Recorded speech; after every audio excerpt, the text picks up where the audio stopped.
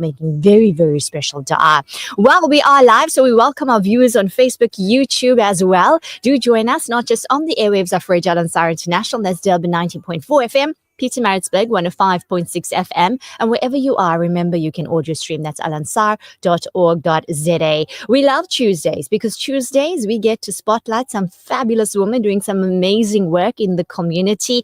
You know, I love this saying that Jim Rohn uses: success leaves clues, meaning we don't need to recreate the wheel. We need to look at who is doing some amazing work. What are they doing? Let's learn from them. And that's what we do on Urban Woman. That's what we love during our spotlight segment. So around the world and right here at home, we do have women, subhanAllah, that are rising, and not just as workers, but as innovators, as entrepreneurs, and also leaders in business. How beautiful. We think about our Ummahat al-Mu'mineen, Sayyidina Khadija radiallahu anha. SubhanAllah, what a remarkable business woman. So we have those even in our community in our times, yet many still also face some systematic barriers, from limited access to funding, and of course we have the gender bias that still comes into the workplace. So today we explore how empowering women through business can transform families, communities, and entire economies. Now, women are so important that they don't just help to build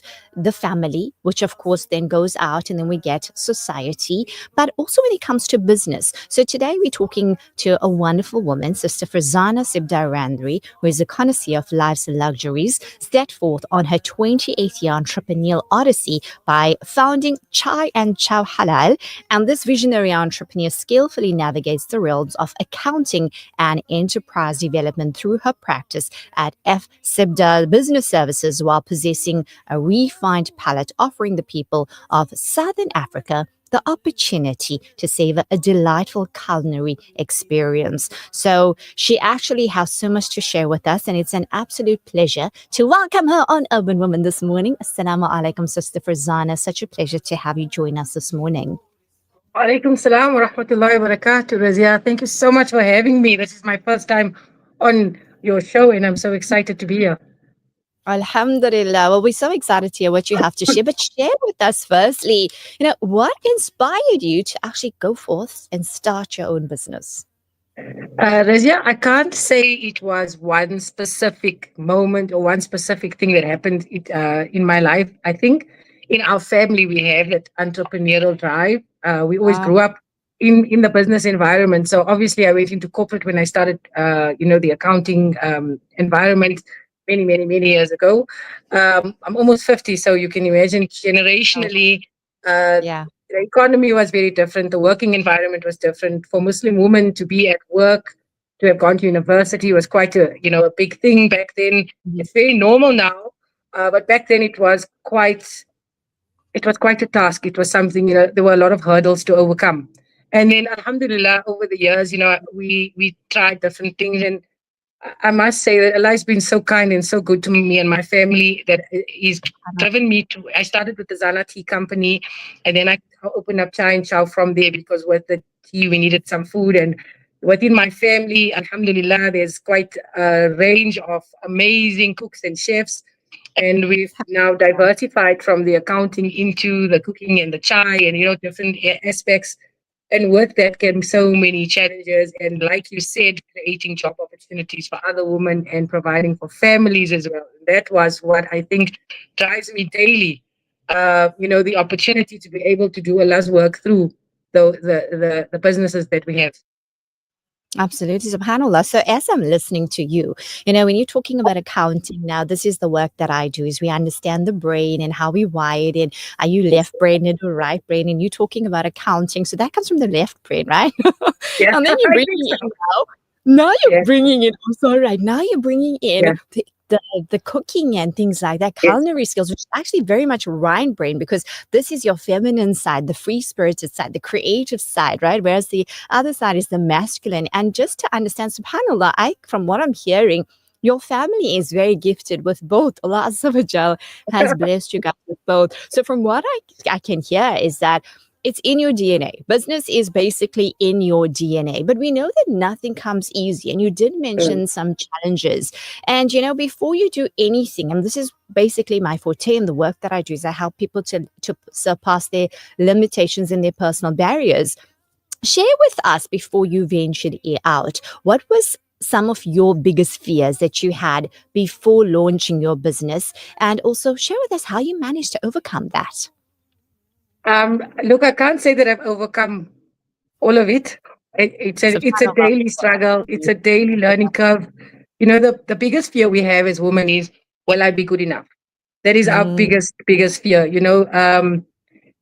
Will I succeed? If I fail, I have so much to lose. I was a single parent for most of my life. Alhamdulillah, I got married last year.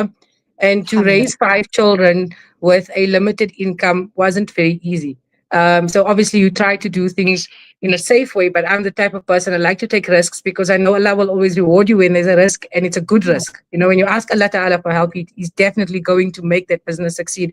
So I've lost a lot of money over the years, which I've had to get over very quickly and say, like, okay, let me do this now, let me overcome this hurdle, I can carry on. So I didn't have the backing of someone saying to me, here's the money, or yes, yes, I want to be an investor, or yes. And I never went and looked for a partner because over the years in my accounting practice, which I still do the accounting work, I've learned that having a partner is not always a very good idea.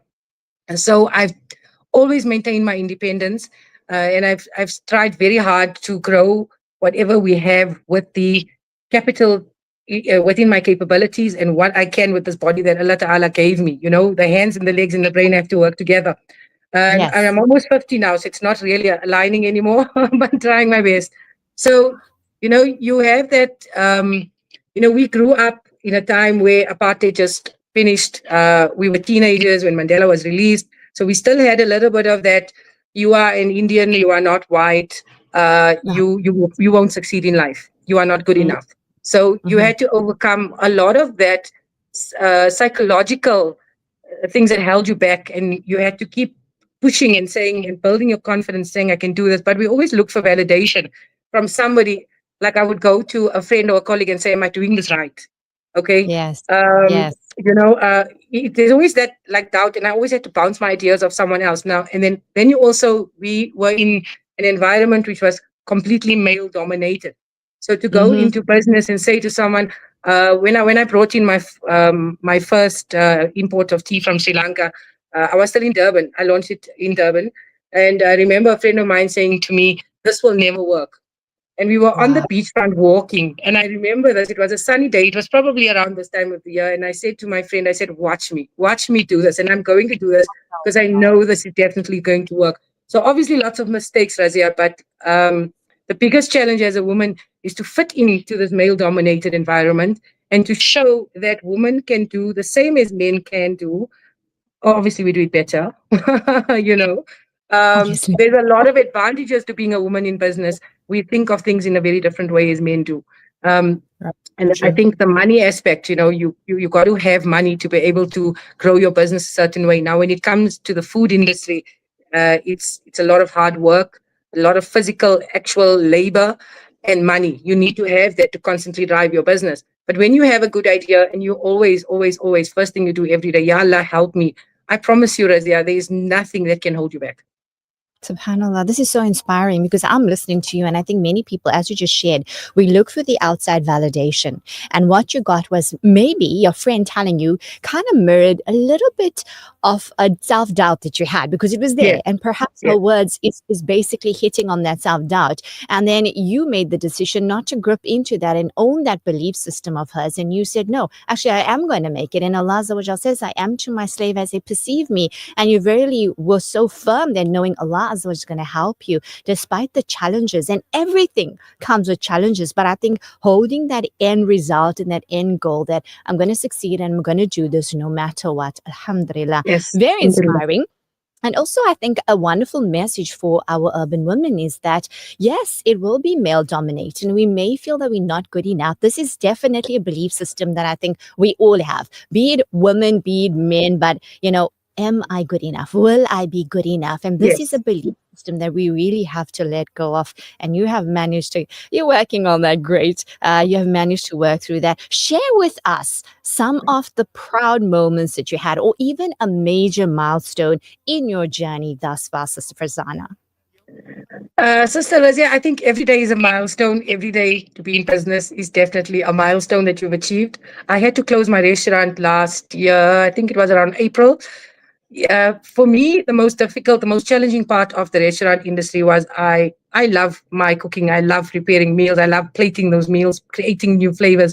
So the hardest Wow. part for me was being the chef, the manager, and the owner, um, especially because as a woman, there's only so much you can do, and you still have to take care of your families at home. Okay, SubhanAllah. so I had to close down because it was a very difficult decision I had to make to say I cannot do all of it. It's impossible. And I said, Yalla, again, I'm doing this.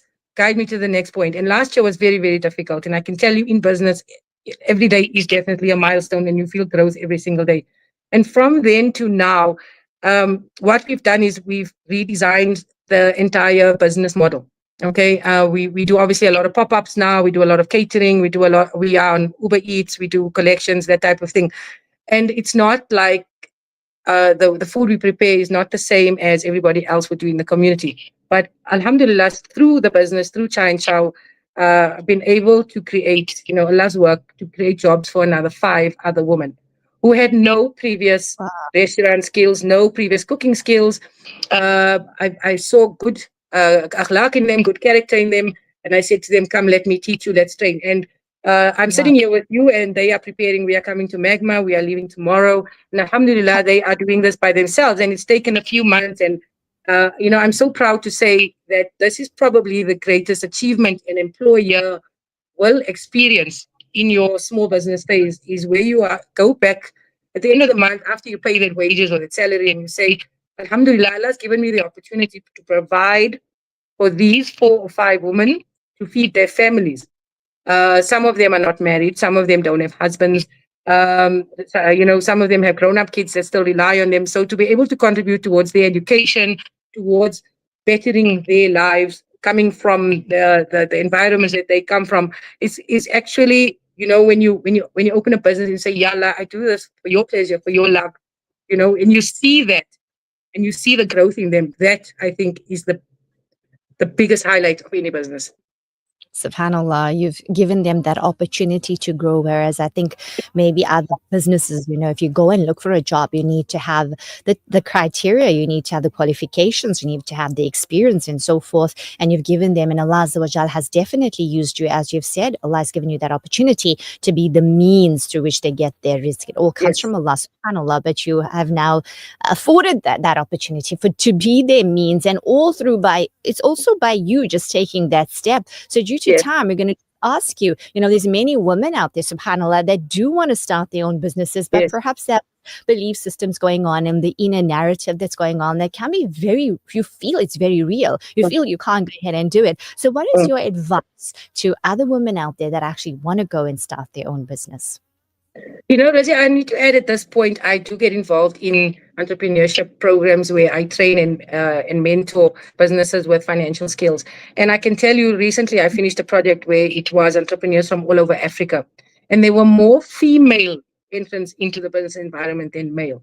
And the one thing I picked up from all of them is have no fear. You have an Subhan. idea. If you have an idea and if you have a customer that's willing to pay for the idea that you have and turn that into a business, go for it. You don't always have to have money to start something that you love. They always say that you can't turn your passion into money, but I feel like you can. Okay, I haven't seen it yet, but we're getting there, right? My accounting side, alhamdulillah, I make good money from the accounting side, which obviously funds the growing business on the other side. But I can tell you that when you feel that little bit of fear, remember that is just your doubts. That is something that's within you that's saying to you, you can't do this. But I feel like if you can overcome that fear, and if you can look forward and say to yourself, I can see myself doing this, and you acquire skills that you don't have while you're in this business environment, because as an entrepreneur, as a business owner, you will always be on a learning curve. You can't know everything. you know. Sure. And if you keep your mind and your heart open to learning, to accepting criticism, to accepting that part of your growth is failure, not huge failures, small failures, but knowing and identifying your strengths and using that to build what you need to within your business. I think there would be so many more women out there willing to take that risk and the courage and say, let me do this, because we are really in an environment where women are overtaking the business world. Women are in all the senior positions in most of the corporates. And when you look at that and you find a role model and you find someone that motivates you, and always remember Allah is always there with you, never ever doubt that Allah is there with you, then you're definitely headed for success. Inshallah. I mean, la takhaf, Allah Azza wa Jal says, do not fear. So take that step. Wonderful urban women listeners, I hope you're listening in. Remember, the fear will come in. And naturally, as I was saying yesterday, and I often talk about this in my practice, anything new, we'll feel like it's fear, but it's actually Yes. very uncomfortable because Mm, we're not used to it. And the more we do something, the more comfortable we get at it. But there's correct. always challenges, and may Allah Azza wa Jal allow you, Sister Farzana, to continue to grow from strength to strength. And we never Ameen, know, inshallah. be a means to empower so many other women, and of course an inspiration to many other listeners out there to take that step. But we will see you inshallah over the weekend. The Magma Fair will be there. Chai and Chow, I'm just thinking, I love that name, Yes. how to pull up the way we speak. Want some chai, want some chow. Yes, yes, yes, Inshallah, that's we'll it. come down to chai and chow by you. But until we connect again, we wish you a lovely day further. Until then, assalamu alaikum wa rahmatullahi wa barakatuh. Wa alaikum salam wa rahmatullahi wa barakatuh. And that was Sister Farzana Sibdarandri chatting with us about basically business and empowering us. So, we all have that inner dialogue and the belief systems that I'm not good enough, but it's about whether you hook into it or give yourself the opportunity to hone into the skills that Allah Azza wa Jal has blessed you with and the abilities that you have. And you never know who you can also help to others to rise with you as you go up. But it always begins with the correct niyyah. Let's go for a quick break and I'll be back